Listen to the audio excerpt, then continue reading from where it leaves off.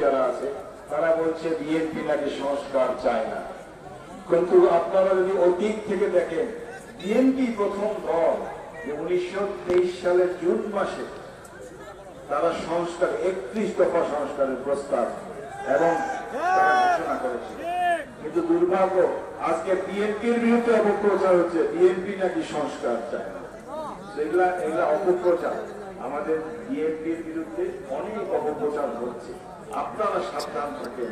আপনারা নিজেরা দলীয় নেতাদের কাছ থেকে শিখেন যে অনেক ধরনের চক্রান্ত আছে হচ্ছে যাতে বিএনপি ক্ষমতায় আসতে না পারে। কিন্তু গত 18 বছর চক্রান্ত হয়েছে, বিএনপিকে আটকে রাখতে পারেনি। আজকে ছোট বিএনপি থেকে বিএনপি সারা দেশে বড় হয়েছে, ইনশাল্লাহ সামনেও আটকাতে পারবে না। এখন বৃষ্টি আসে, অনেক কথা বলা হয়েছে, আজকে সময় নিতে চাই না। আপনাদের কাছে দোয়া আছে, আপনাদের সকলের মঙ্গল কামনা করে আপনাদের মাঝে বারে বারে আসি, সে তৌফিক আল্লাহ দিক, সেটা আমি চাই।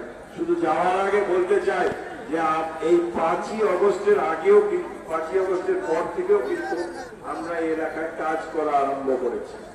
ছোট্ট একটা উদাহরণ যদি চান, আমাদের এখানে খালিশা চাপান ইউনিয়নের কেউ নেতা কর্মীরা আছেন নাকি?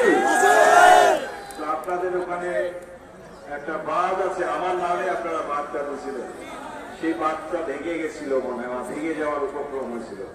এই সরকার আসার পরে ওনারা খুব অনুরোধ করেছিলেন আমরা যদি সেটার জন্য তদবির করি। আমি তদবির করে ভাগ্যক্রমে সেই বাঁধের জন্য কিন্তু আমরা 7 কোটি টাকা বরাদ্দ করিয়েছি এবং সেই বাঁধের কাজ আরম্ভ হয়ে গেছে। আপনাদের কাছে আমি অনুরোধ করতে চাই যে আমাদের বিএনপি নেতৃবৃন্দ যারা আছে, আমি যেহেতু একজন ইঞ্জিনিয়ার, আমার অনেক ইঞ্জিনিয়ার বন্ধু বান্ধব আছে যারা সরকারের বিভিন্ন পদে চাকরি করে। তো সরকার থাকুক, সরকার না থাকুক, আপনাদের এলাকার ছোটখাটো যে কাজগুলো আছে আমাদের বিএনপি নেতৃবৃন্দের মাধ্যমে আপনারা দেন, সেটা পুল হোক, কালভার্ট হোক, স্কুল হোক, যতটুকু সম্ভব আমরা অচিরেই সেগুলোর কাজ আরম্ভ করব।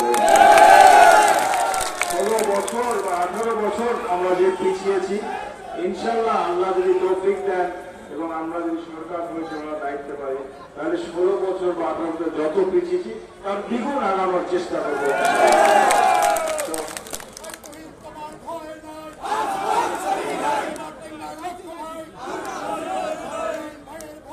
এই বলে আপনাদের সকলের দোয়া কামনা করি। আমার নেতৃবৃন্দ যারা এটা আয়োজন করেছেন, আপনাকে অসংখ্য অসংখ্য ধন্যবাদ জানাই। এটা অনেক পরিশ্রম, আমি বুঝি।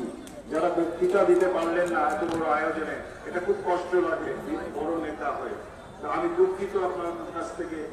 কালকে তোমারও আমাকে মাপ চাইতে হয়েছে ওনাদের কাছে, আপনাদের কাছেও ক্ষমা চেন। ইনশাল্লাহ আপনাদের ইউনিয়নে যে আমরা মিটিং করবো সবাই, তখন আমরা গলা ফাটায় বক্তৃতা